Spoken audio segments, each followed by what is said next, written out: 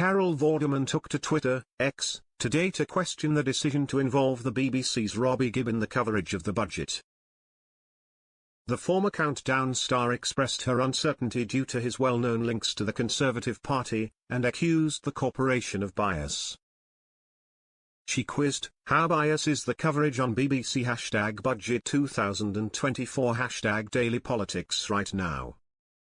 Carol then challenged, if only they'd kept the Tories to the same scrutiny, eh? Scripting by BBC board director, former Tory number 10 head of comms, Robbie Gibb.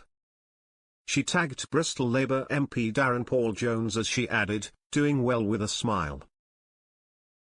Some of the LBC radio star's followers, which total almost 1 million, shared her concerns, while threatening to switch the channel to broadcasters like Sky News instead. Labour need to re-establish BBC impartiality now, clear out the Tory appointees now, raged one fan. Another informed Carol they'd be making an Ofcom complaint over the way the coverage was presented.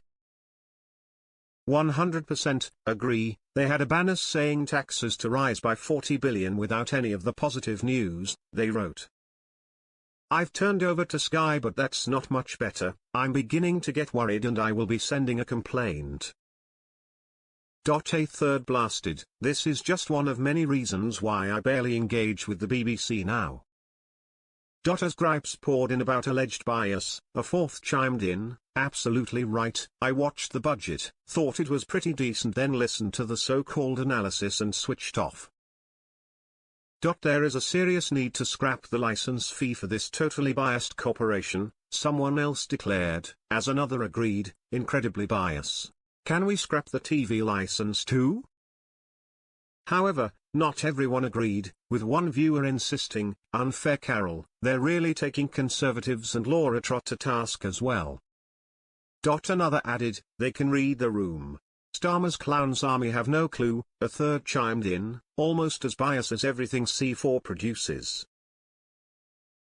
Today's unwelcome budget speech saw Rachel Reeves announce, among other fundraising incentives, that employers will be obligated to raise their national insurance contributions by 1.2%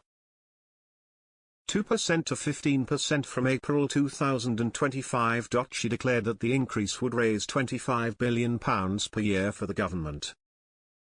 Reeves also plans a freeze on fuel duty in 2025, an unpopular increase in capital gains tax and an introduction of VAT payments onto private school fees. Meanwhile, further brutal tax hikes are set to continue into 2027, when defined contribution pension pots will be made subject to inheritance tax liability after the pension holder's death.